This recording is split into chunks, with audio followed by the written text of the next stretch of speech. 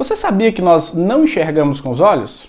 Nem ouvimos com os ouvidos, nem sentimos gosto com a língua? Parece estranho, né?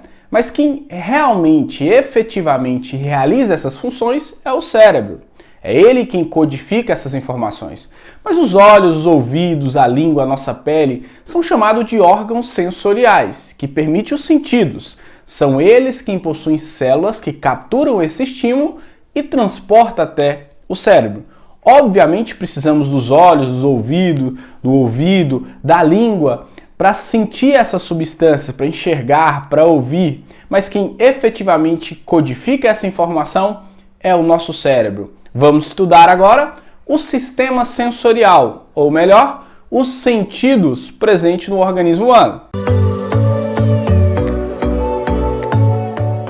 Estudando aqui o sistema sensorial, ou os sentidos presentes no organismo humano, inicialmente vamos falar dos órgãos sensoriais. São órgãos presentes no nosso organismo que conseguem capturar estímulos do meio externo, de onde você está, do meio interno, das condições que está o seu organismo, temperatura, quantidade de água, posição que está os seus membros, tá? Isso tudo é feito pelos órgãos sensoriais. Então eu fiz um resumo aqui para entendermos melhor. Órgãos sensoriais são órgãos que estão cheios de células com funções específicas. Essas células são chamadas de células sensoriais. Essas células possuem uma permeabilidade na membrana bem interessante. Ela é cheia de proteínas superficiais que as substâncias podem interagir, como se fosse uma chave fechadura, essa proteína de membrana, gerando o que a gente chama de potencial de ação, ou seja, uma série de reações químicas ocorre dentro da célula. Essa célula sensorial, através desse potencial de ação, ou seja, essas substâncias químicas, essas reações que acontecem dentro da célula, vai estimular outra célula que está logo em seguida, geralmente interagindo ali com ela. Essas são as terminações nervosas, que transmitem através de impulso nervoso, a informação até o cérebro. E o cérebro codifica essa informação para o nosso organismo, interpretando isso como uma imagem, como um som, como um sabor, ok? Então, os órgãos sensoriais possuem células sensoriais, que através de estímulos corretos geram potencial de ação. O potencial de ação nessa célula gera informação através de impulsos nervosos que são transmitidos até o cérebro. A gente tem que entender aqui que existem tipos diferentes de células sensoriais. Eu coloquei aqui, a classificação mais geral é com relação à posição. Então tem assim, células sensoriais chamadas de esteroceptores. Essas células captam estímulos externos do nosso corpo. Por exemplo, captam a luz, que é um estímulo. Então lá nos seus olhos tem células específicas que captam esse estímulo. São chamadas de fotoceptoras, células que captam ou são sensíveis à luz, tá? Células que são sensíveis a compostos químicos, por exemplo, que está presente lá na sua língua. A gente chama de quimioceptores. São células sensíveis a substâncias químicas. Sensíveis à temperatura, termoceptores. Sensíveis à pressão ou a movimento, a gente chama de mecanoceptores. É o que está presente no nosso ouvido interno, nossa orelha interna, O ouvido interno possui ali células que são sensíveis à movimentação. E isso vai gerar estímulo que é levado até o cérebro. Então, esse conjunto de células sensoriais que captam estímulos externos, esteroceptores. Proprioceptores são algumas células sensoriais presentes em articulações, músculos, tendões, que capturam essas informações e passam para o cérebro, principalmente com relação a onde está os nossos membros. Vai dar uma posição para o cérebro de onde estão os nossos membros, o grau de contração ou a quantidade de força que é exigida no movimento. Interoceptores, que são células sensoriais sensíveis à variação de alguns componentes, por exemplo, variação de pH, pressão osmótica, temperatura, transmitindo essa informação até o cérebro. E o cérebro vai codificar, entender, interpretar essa informação e regular o organismo para manter a homeostase, ou seja, manter um estágio de equilíbrio.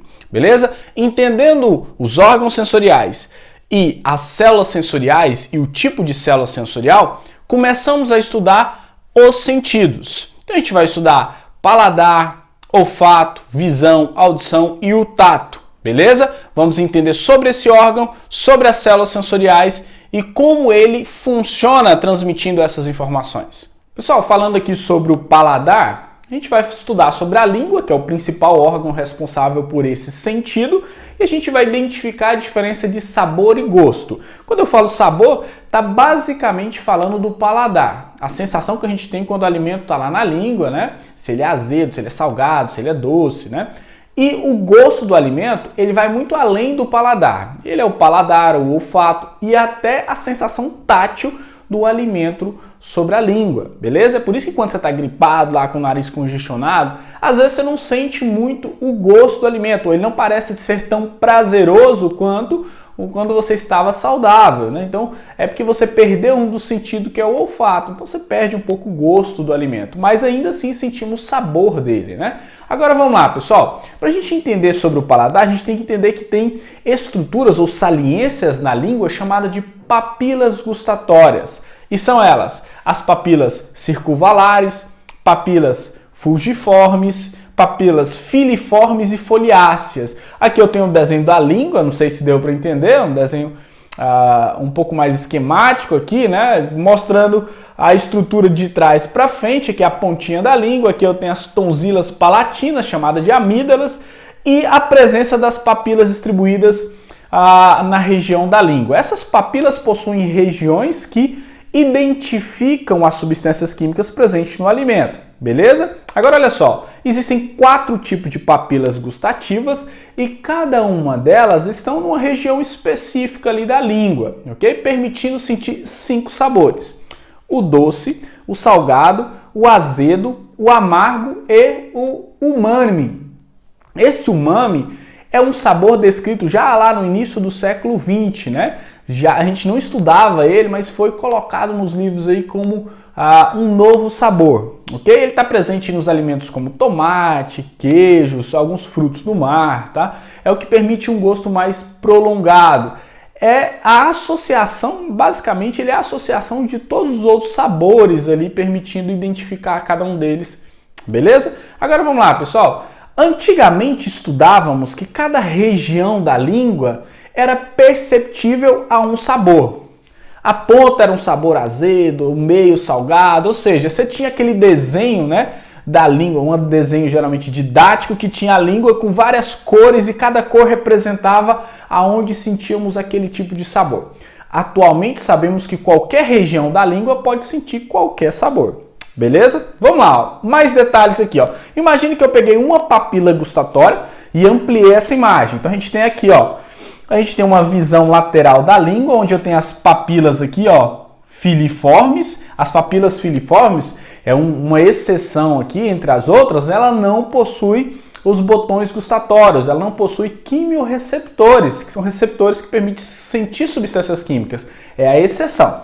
Aqui eu tenho um outro tipo de papila gustatória, uma papila circunvalar, e aqui do ladinho dela a gente tem essas invaginações, aonde estão presentes os botões gustatórios. Aqui do lado tem os botões gustatórios. Basicamente, quando você mastiga o alimento, ele é diluído ali na saliva, e essa substância diluída entra dentro dessas invaginações presentes nas papilas e entra em contato com os botões gustatórios. É aqui que tem os quimiorreceptores que vão identificar essa substância. Aqui já na base, no finalzinho dessa invaginação, a gente tem glândulas produtoras de saliva. Imagine você que eu peguei um botão gustatório só e ampliei ele. A gente vai ver que ele é formado por várias células, tá? E essas células têm receptores na sua membrana, receptores de substância química, e vão transportar isso como informação até uma terminação nervosa. Essa terminação nervosa, representada por esses dois estruturas branquinhas aqui, ó, leva essa informação até o cérebro e o cérebro identifica isso como um sabor, ok? Apesar da gente utilizar a língua para captar as informações, quem decodifica esse tipo de substância é o cérebro, beleza? Bom, pessoal, a gente vai falar sobre a visão e para falar sobre a visão, a gente vai estudar o principal órgão responsável por isso, que são o bulbo dos olhos, ou popularmente conhecido como olhos. Tá? Os olhos, uma bolsa membranosa cheia de um líquido interno que internamente é revestido por células fotorreceptoras ou fotoseptores. São células sensíveis ao estímulo luminoso. Os olhos ficam na órbita ocular dentro do crânio, ali uma cavidade que vai proteger, e a sua movimentação é mediada por um conjunto de 6 músculos em formato de cinta, ancorando ali na parte externa, permitindo a sua movimentação. Tá? Quando a gente fala dos olhos em si, a sua composição, a gente tem que entender que ele é todo revestido por um tecido conjuntivo. Externamente, um tecido muito fino e vascularizado chamado de conjuntiva. Só que a conjuntiva ela não reveste todo o olho.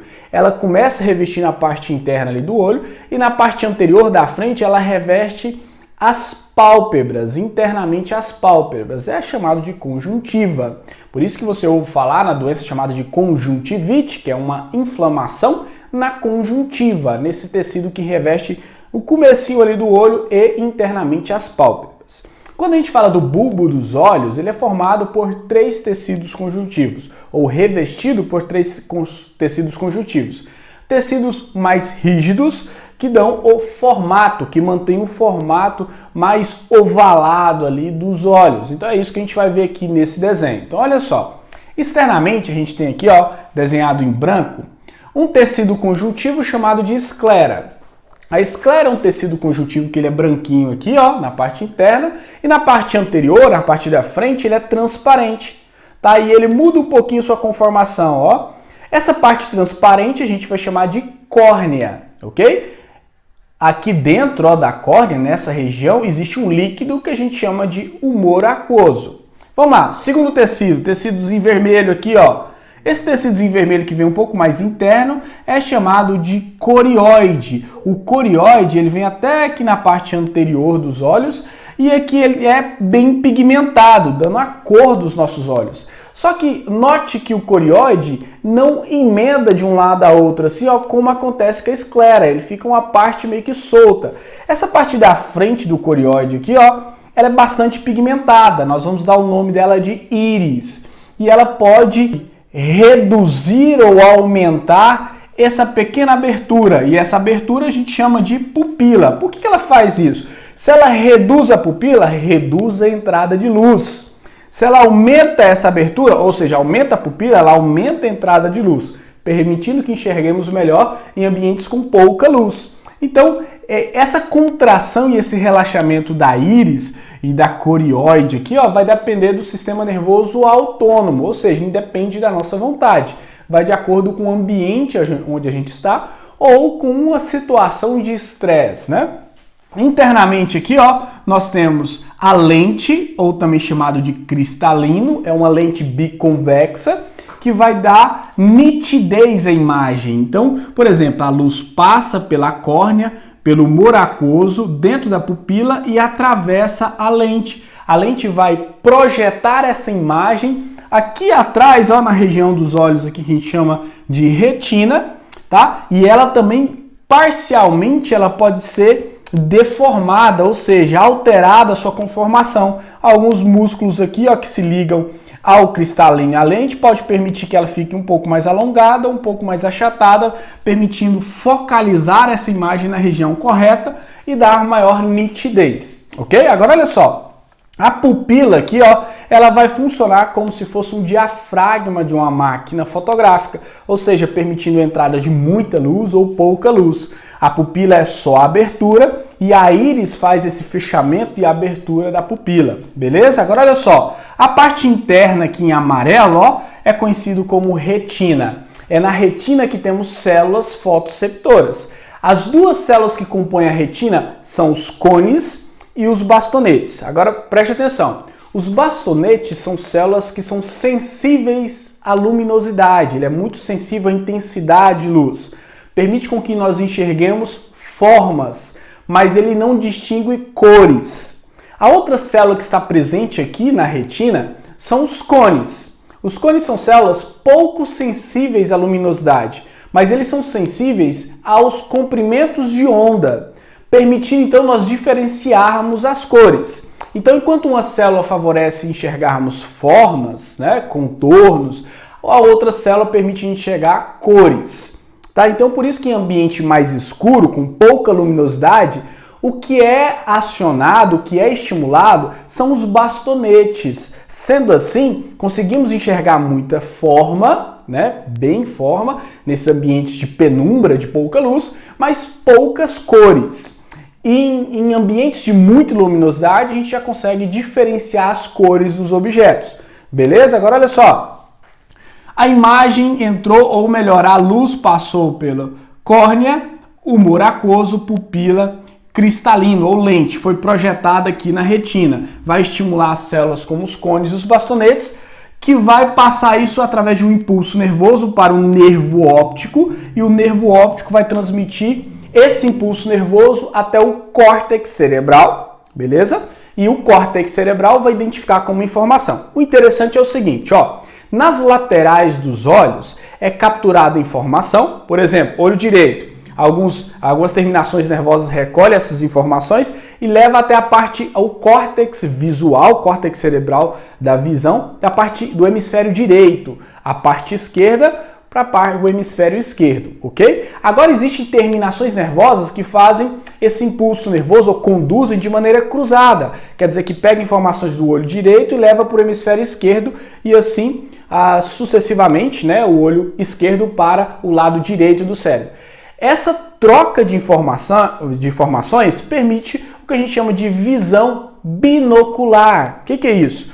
Cada olho ele vai ver num ângulo diferente. E o nosso cérebro começa a pegar essas informações de ângulos diferentes e codificar em uma informação só. Por isso que a gente tem uma visão tridimensional de todo o objeto e sabemos exatamente a distância que ele está do nosso organismo, devido a essa troca de informações e essa informação cruzada para o hemisfério direito e para o esquerdo, decodificando essa cor, ou melhor, decodificando esse objeto, tá bom? Existe uma região muito específica aqui, ó, da retina, onde a gente chama de fóvea. A fóvea é uma região onde a gente tem muitos cones e poucos bastonetes. Significa que nessa região, ó, enxergamos muito com relação a cores, mas ele é pouco sensível à luminosidade, tá certo? Então, ó, aqui nessa região onde tem um nervo óptico que vai levar esse impulso nervoso até o córtex visual, não existem células fotoreceptoras.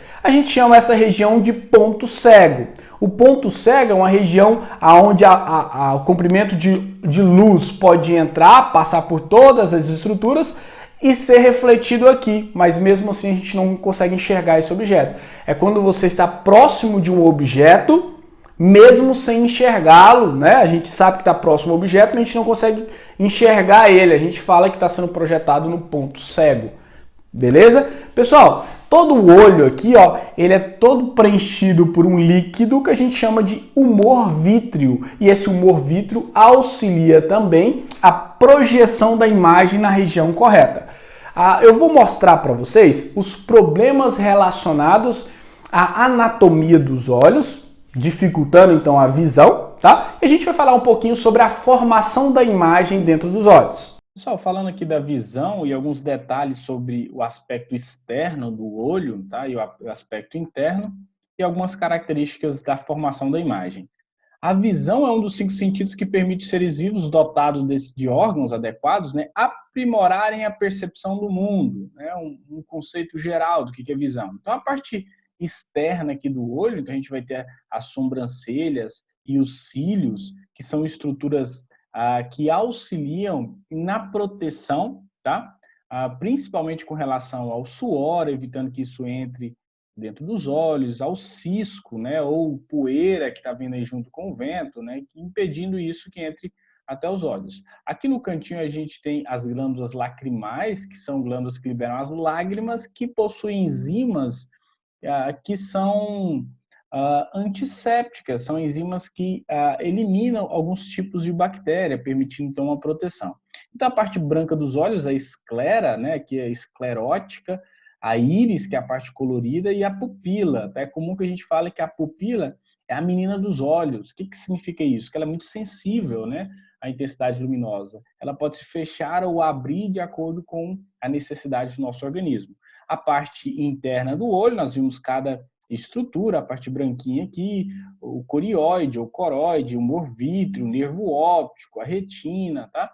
Essas regiões aqui formam, então, a parte interna. Os olhos ficam na órbita aqui, ó, do crânio, tá? E essa órbita aqui, essa cavidade, protege os olhos e é uma estrutura a mais que devemos lembrar, tá bom? Agora falando diretamente sobre a formação da imagem, olha só, a luz entra pelos nossos olhos através da pupila, passa pelo cristalino, ou lente, né?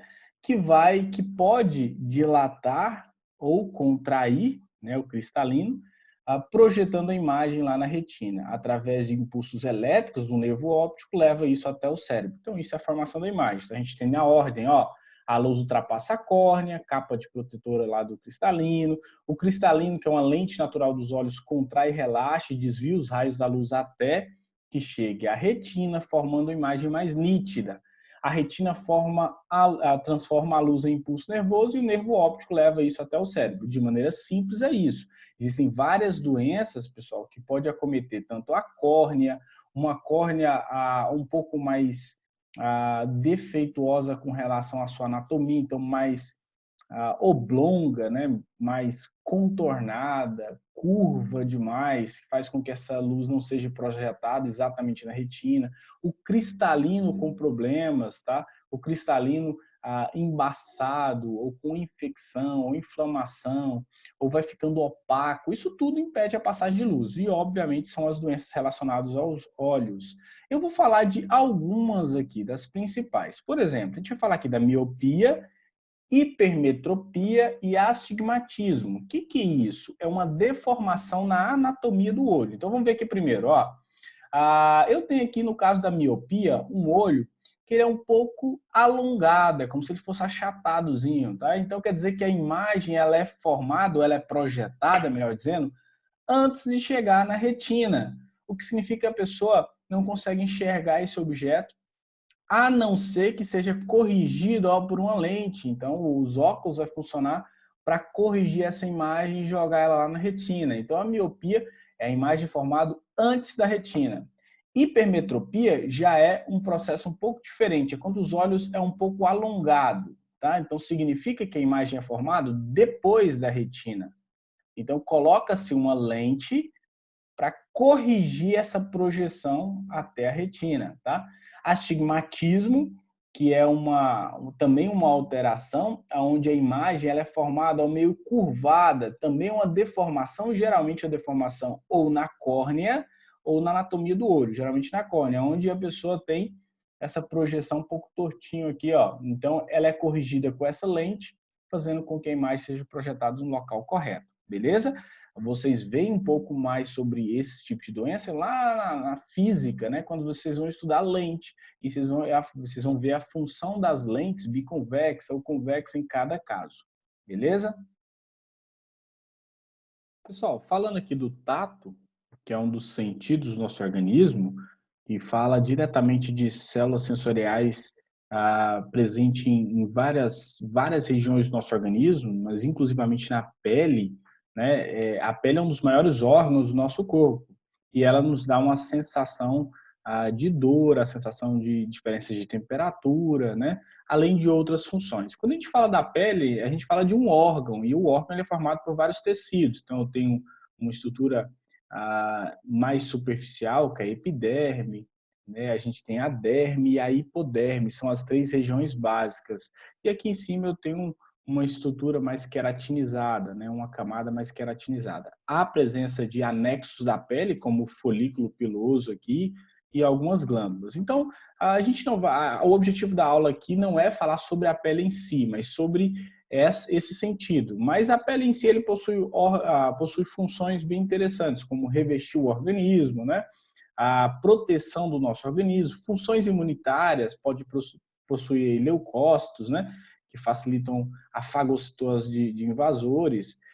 O principal órgão que regula o calor, eliminando a água, né, que é o suor, a transpiração para regular a temperatura do nosso organismo, protege contra a desidratação, tem função nervosa no caso do tato, que é o objetivo aqui, tá? E também auxilia na produção de vitamina D, protegendo aí contra a radiação, né, na produção de melanina. Enfim, essas são as funções da pele que eu listei para você dar uma copiada aí. Mas a gente vai falar sobre o tato, e o tato é basicamente o sentido responsável por identificarmos diferença de temperatura, de dor, de pressão, né? E isso tudo é feito por terminações ou células sensoriais ou terminações nervosas presentes na pele. Essas células sensoriais, olha, está distribuído em várias regiões, tá? Então a gente vai começar falando de algumas. Por exemplo, aqui eu estou falando de um folículo piloso, né? E aqui eu estou falando de uma terminação nervosa, ó, que está na base do folículo piloso. Esses receptores aqui, ó, permite principalmente sentir com relação à pressão, à movimentação do pelo em si, tá? Então a gente tem terminações que são encapsuladas, como essa aqui, ó, que você vê que ela tem tipo uma cápsulazinha em volta dela, corpúsculo de Meissner, tá? A gente tem terminações nervosas livres, que são essas aqui que não são encapsuladas, que ficam bem próximo da epiderme, e aqui, ó, entre as células da epiderme, que permite sentir principalmente pressão, a dor está muito associada à terminação nervosa livre, tá certo? Há terminações, células sensoriais mais profundas que ficam na hipoderme, como o corpúsculo de Pacini, que é essa terminação aqui, ó, veja que ela é encapsulada. Outra que também fica um pouco próximo aqui do folículo piloso, corpúsculo de Ruffini, que também é encapsulada, tá bom? Discos de Merkel. Os discos de Merkel, ela fica bem próximo já da epiderme, essas aqui, ó. Tá? Esse aqui é os discos de Merkel. Permite sentir o tato, tá? Então, pressão. Está bem próximo da epiderme, que também pode transmitir a sensação de dor. No geral, como é que a gente estuda o tato? Fiz um quadro aqui, ó, para você ter uma comparação. Então, esses receptores de Krause, sensação de frio, receptores de Ruffini, calor, discos de Merkel, tato e pressão, receptores de Pacini, tá? Walter Pacini, também chamado de Pacini simplesmente, tá? Permite sentir pressão, receptores de Meissner, o tato, terminações nervosas livres, principalmente a dor. Vou voltar aqui, ó. As terminações nervosas livres são essas que ficam bem próximo da epiderme, ó. Aqui a gente tem os discos de Merkel. Vou revisar aqui, ó, corpúsculo de Pacini, tá vendo? Outro aqui, ó, corpúsculos de Ruffini, entre outros.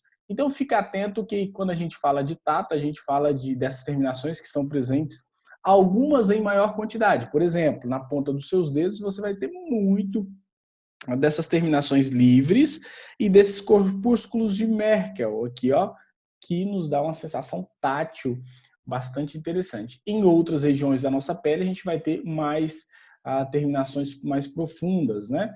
Por exemplo, nas costas, no tronco, né? Então, essas mais profundas. Nos lábios, nos órgãos genitais, nos dedos, maior quantidade de terminações sensíveis ao tato, tá certo?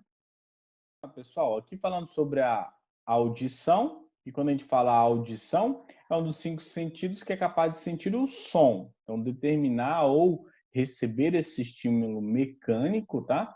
E a capacidade de enviar esse estímulo mecânico até o sistema nervoso, que vai identificar isso como uma informação, processar esse som, tá? Então, a gente fala da audição, a gente fala do ouvido, e o ouvido é dividido em 3 partes. A gente tem a parte externa, que a gente chama de ouvido externo, parte média, ouvido médio e ouvido interno, tá? Então, vamos lá. A primeira coisa que você tem que saber da audição é separar essas 3 regiões. Bem simples.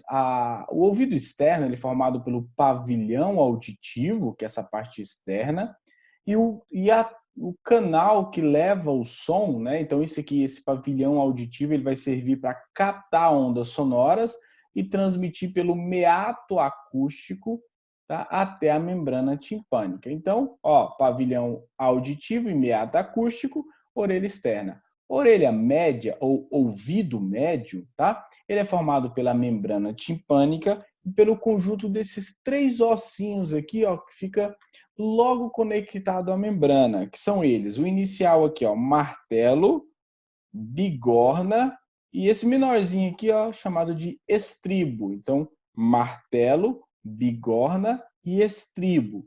Esses 3 ossinhos aqui são estimulados pela movimentação da membrana timpânica, ok? E a gente tem a orelha interna. E quando a gente fala de orelha interna ou ouvido interno, nós estamos falando de um labirinto aqui, ó, de estruturas chamada de cóclea e os canais semilunares conectando aqui tudo ao nervo auditivo, levando essas informações até o sistema nervoso. Então vamos lá, como é que a gente processa o som? Então as ondas sonoras chegam pelo pavilhão auditivo, tá? Ele capta essas ondas sonoras e encaminha ela pelo meato acústico até a membrana timpânica. A membrana timpânica é uma membranazinha flexível que vai se movimentar de acordo com que é estimulada com as ondas sonoras.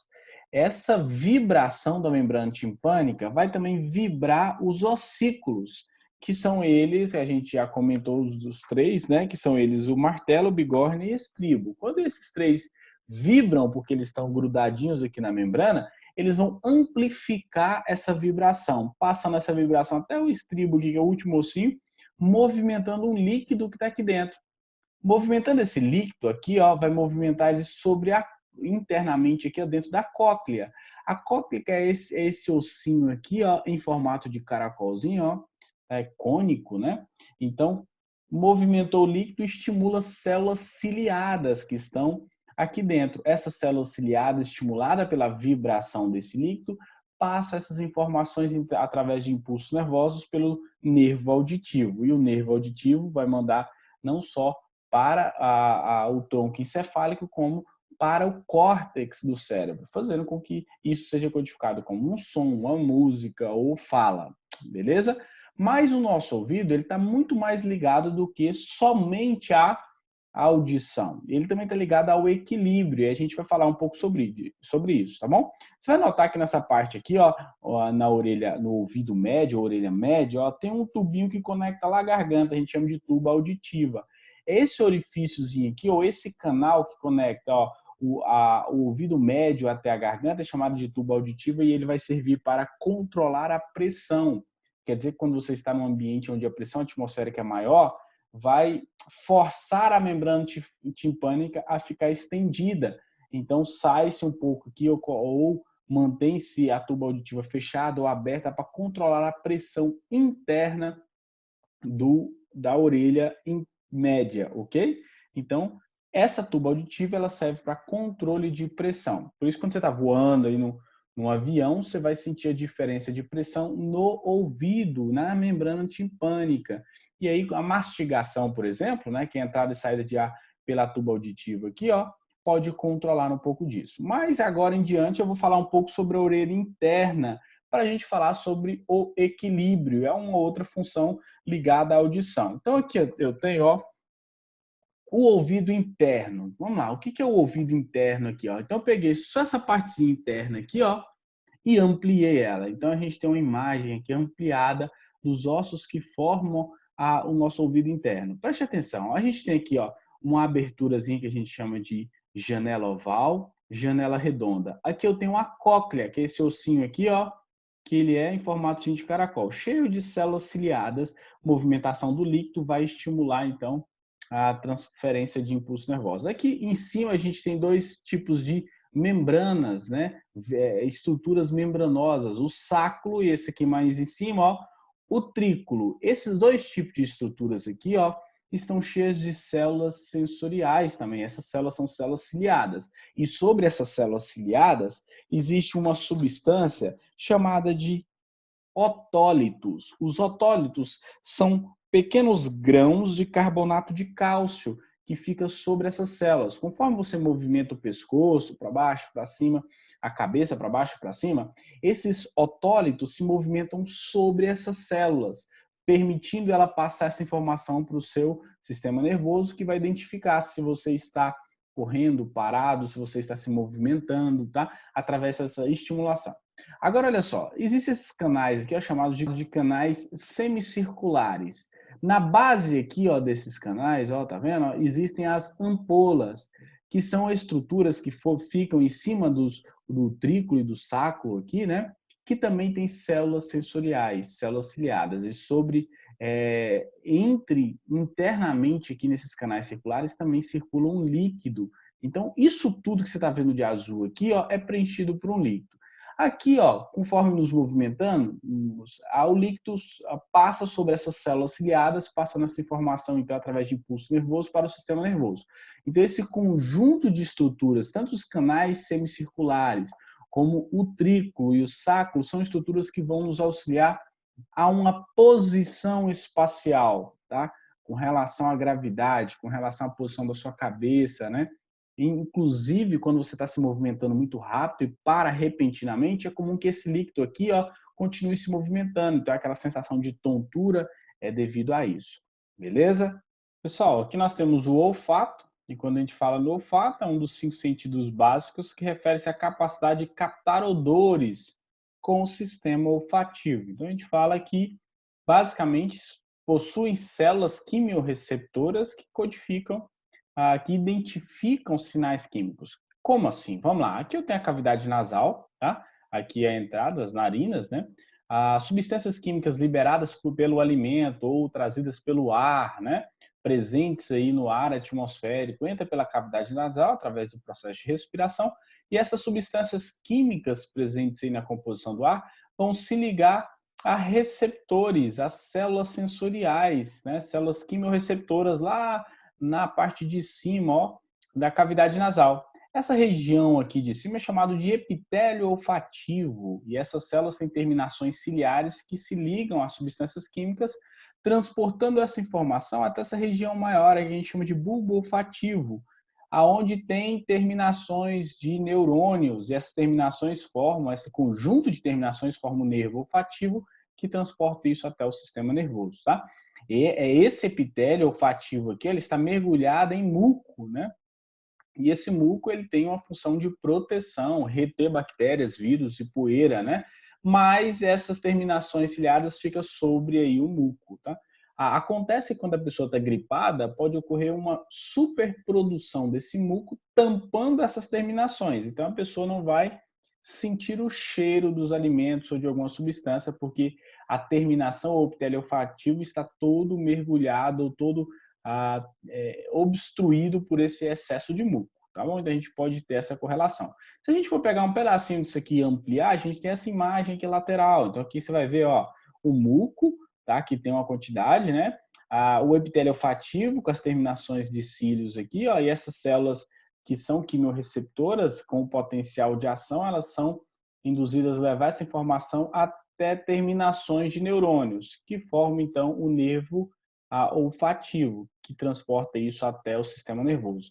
Então, essa informação é levada e identificada como um cheiro característico, né? E a gente pode até associar esse cheiro a algo que a gente já viu na nossa vida, né? Através da visão, conseguimos identificar o formato de um objeto, de um alimento, então associamos isso a essa imagem ou associamos a algo que também foi enviado pelo paladar. Por exemplo, quando estamos comendo um alimento, e aí essa segunda imagem, ela vai falar sobre isso, ó, quando essa informação é enviada pelo epitélio olfativo até o sistema nervoso, uma parte, o centro da olfação, né? Lá também é identificado o gosto do alimento. Como assim o gosto do alimento?